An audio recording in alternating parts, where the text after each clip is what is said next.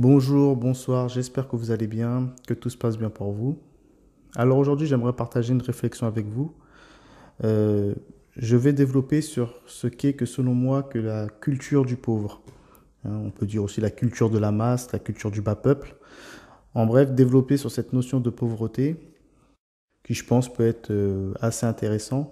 Surtout que je trouve que nous traversons une époque, une période assez particulière et assez inédite au sein des quartiers populaires où aujourd'hui, bon, il est forcé de constater que bon, les pseudo-communautés raciales commencent à se chauffer, quoi. Et on dirait que bon, plus personne ne peut se supporter. Il y a une atmosphère assez anxiogène, assez électrique.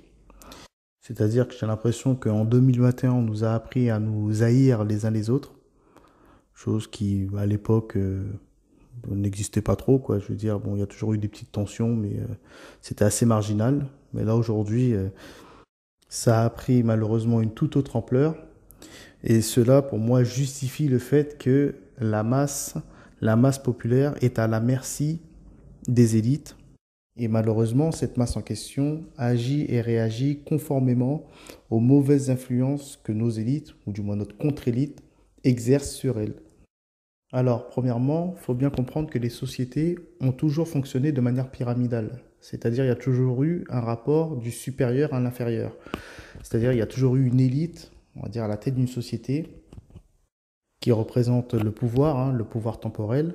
C'est-à-dire que c'est une élite qui donne des directives, qui légifère des lois pour la société, qui veille également sur la société, et que ce soit les sociétés traditionnelles comme les sociétés modernes, c'est toujours le même fonctionnement. Il y a toujours eu un rapport du supérieur à l'inférieur. Donc, qui dit élite dit une minorité de personnes qui veillent sur le peuple, sur la masse, sur la quantité.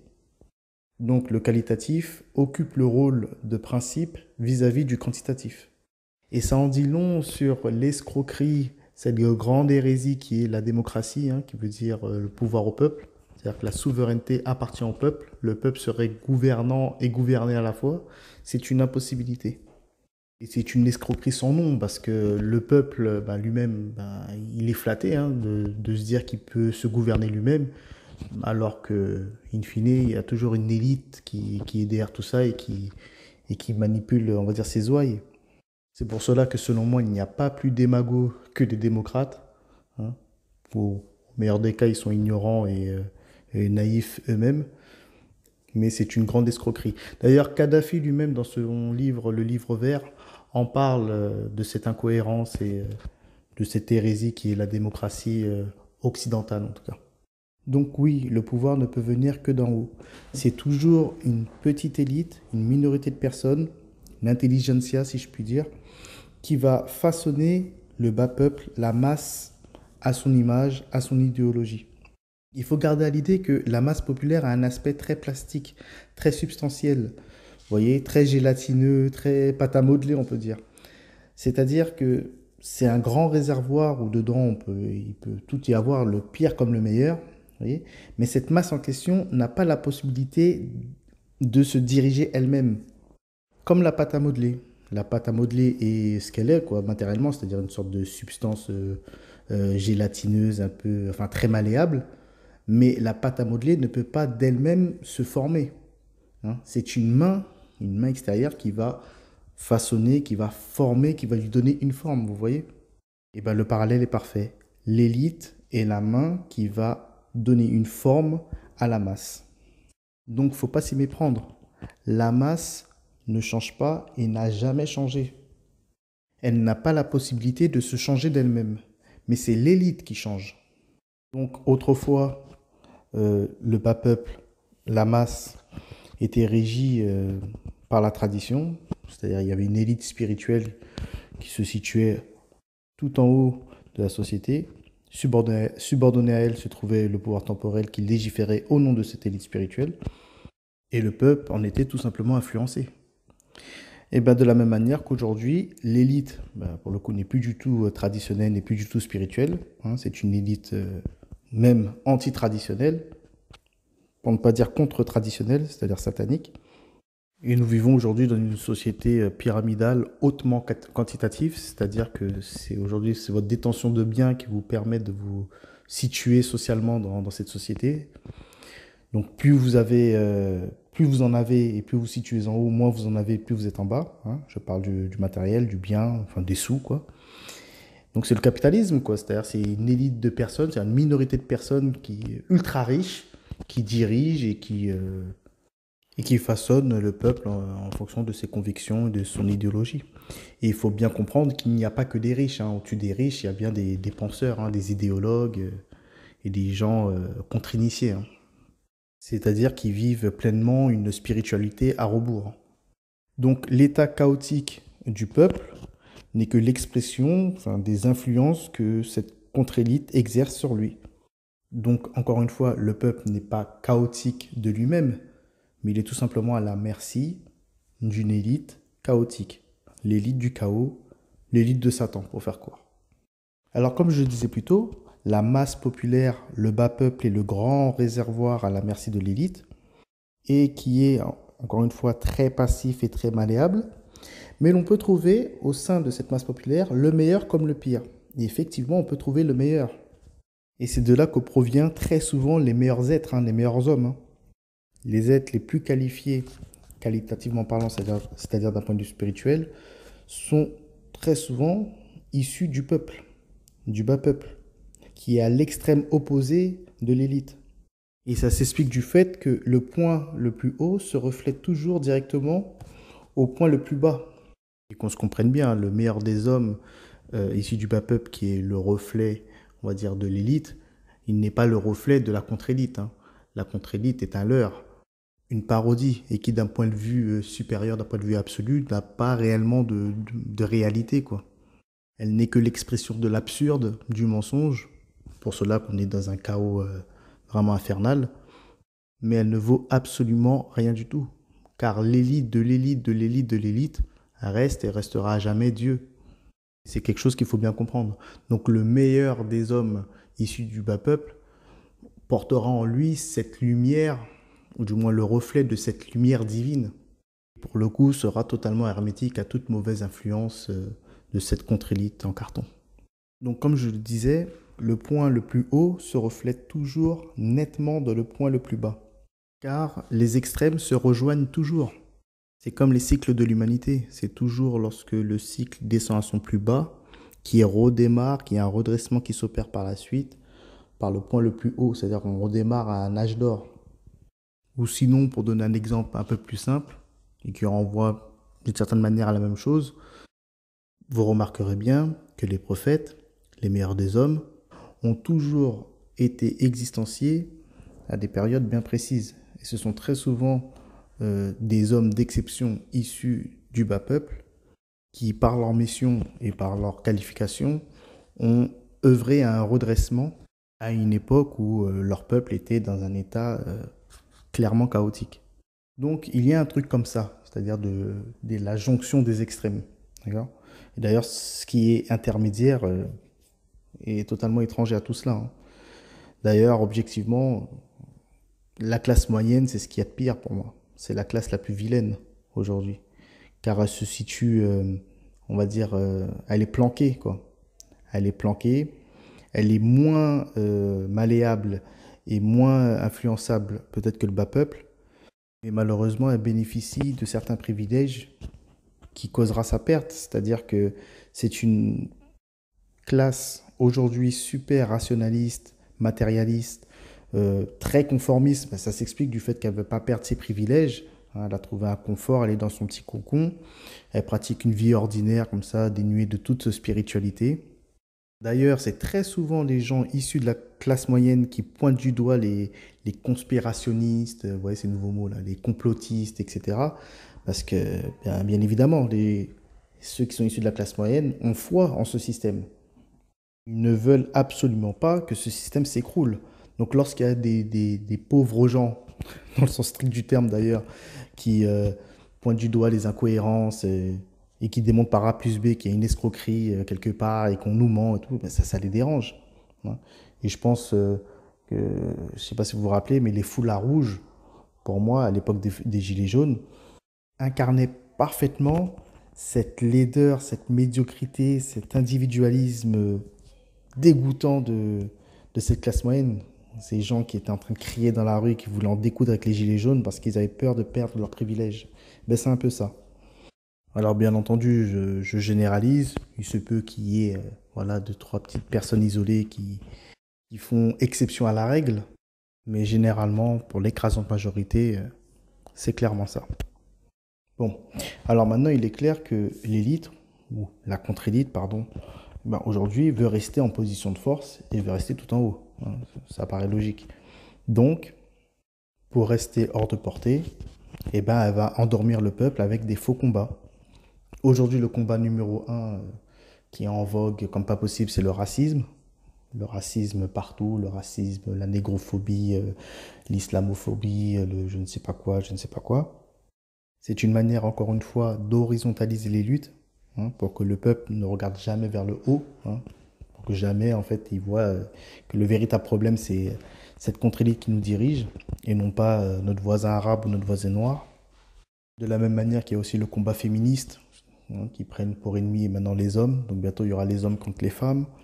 Dans les années 90, il y avait un combat qui était encore plus vicieux et plus pervers que le combat du racisme d'aujourd'hui, qui était, enfin, qui, d'un point de vue extérieur, pouvait laisser miroiter une sorte d'opposition, de révolte de bas peuple face aux superpuissants.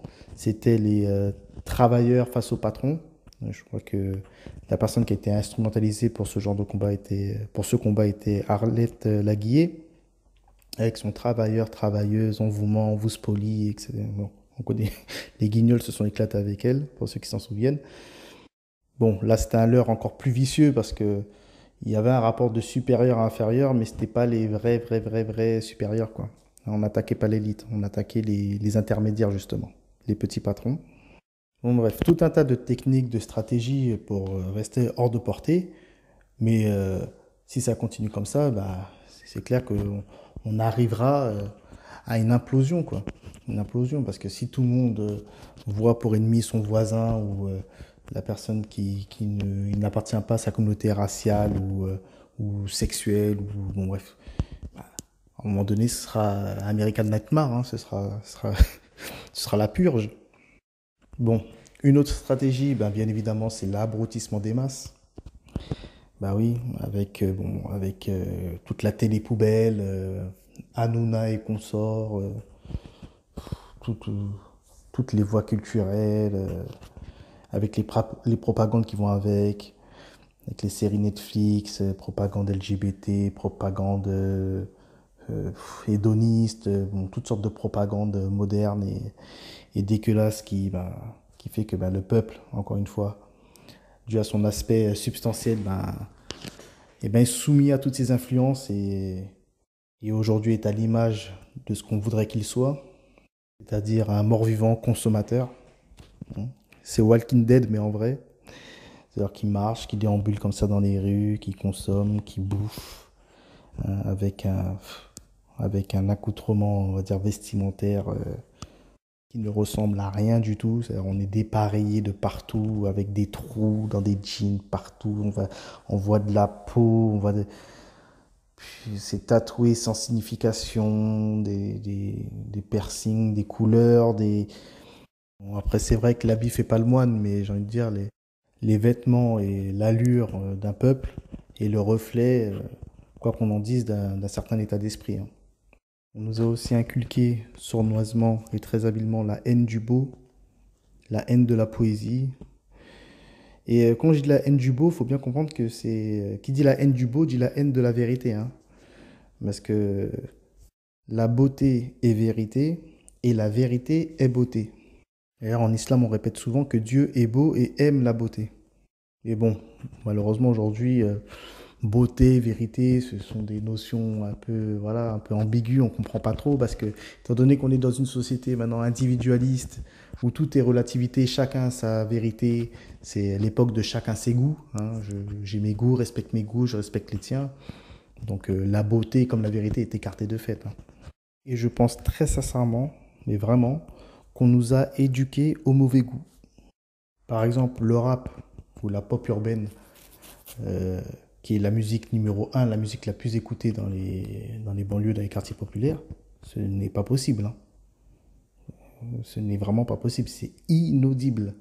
Des voix vocodées, des mélodies, enfin, c'est même pas des mélodies, c'est des bruits de fond. Ce n'est pas possible.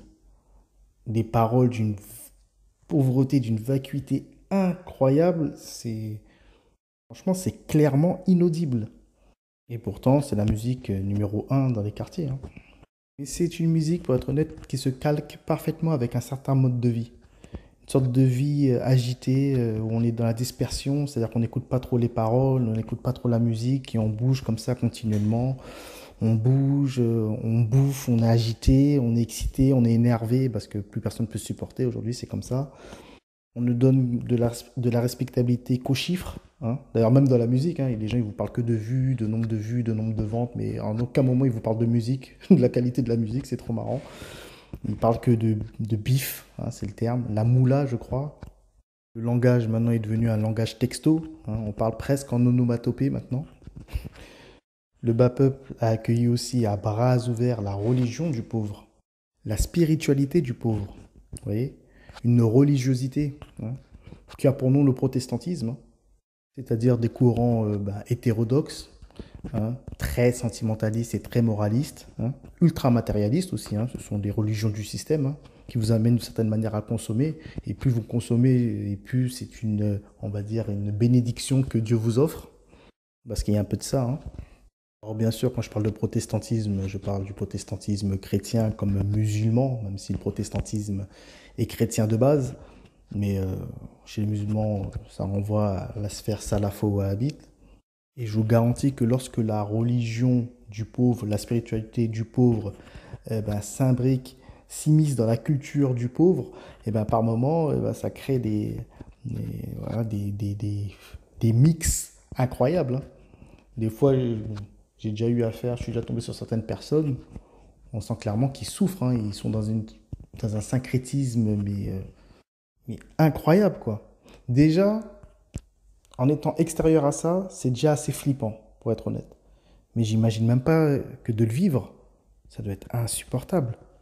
Vous pouvez tomber dans les banlieues ou au quartier populaire sur un type qui est, vous le sentez, bon, musulman, je prends le cas du musulman, hein, dégénéré, le musulman culturel, euh, voyou, c'est-à-dire à la fois libéral, euh, je sais pas moi, anarchiste, hein, oui, d'une certaine manière, par moments même nihiliste. Et aujourd'hui, on peut même rajouter l'identitarisme dans la salade, c'est-à-dire, ben, c'est logique. Étant donné qu'aujourd'hui, on nous bassine à longueur de temps avec le racisme, anti-ceci, anti-cela, beaucoup de personnes se sont recroquevillées dans leurs racines et ont même fait prévaloir leur race au devant de leur spiritualité. Déjà, il y a une inversion des rapports. C'est-à-dire que, bien évidemment, notre race est à prendre en compte, ça fait partie de notre identité, mais il faut le mettre à sa bonne place. C'est-à-dire qu'elle doit être normalement subordonnée à l'esprit, donc à notre foi, hein. Donc notre race n'est pas une fin en soi. Et bien au contraire, on doit la transcender, hein. On doit passer de la forme à l'esprit, sans mettre de côté la forme, bien évidemment. Donc nous sommes devenus aujourd'hui, pour beaucoup, des mutants, en fait. Pour la simple et unique raison que l'élite travaille sur nous, encore une fois. Remarquez bien, lorsque une personne du peuple, hein, de la masse, vous parle de réussite, elle ne parle pas de la réussite spirituelle, elle ne parle pas de salut, de délivrance, elle ne parle pas de ça, hein. Elle parle de la réussite sociale. Elle veut de l'argent, elle veut du matériel. Ça ne va pas plus loin que ça.